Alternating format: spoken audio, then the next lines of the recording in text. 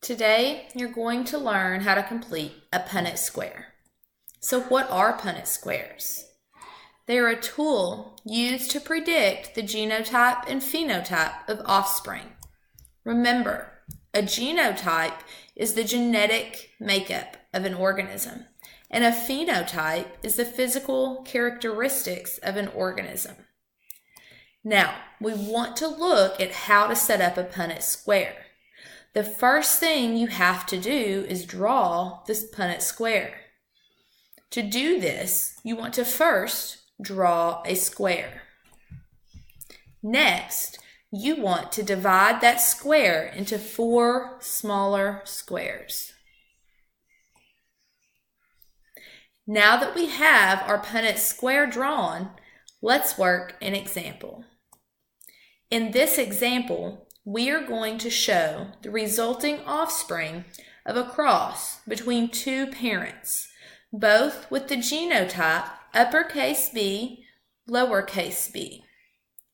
The first thing you want to do is put the parent alleles on the outside of the Punnett Square. Remember, alleles are just different forms of a gene.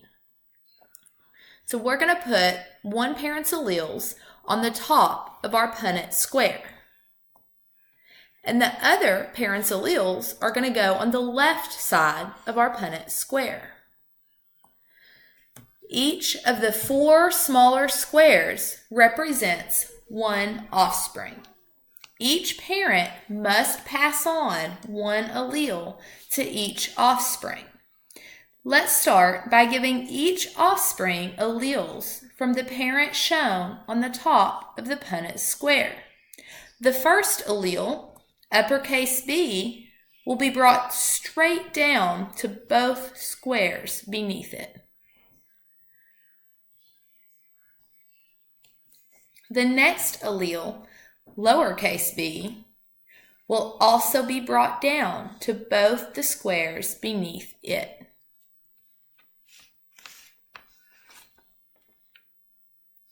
Now that each offspring has one allele from the parent on the top of the Punnett Square, we need to give each offspring an allele from the parent on the left side of the Punnett Square. To do this, we will take the first allele, uppercase B, and put it in both squares just to the right of it.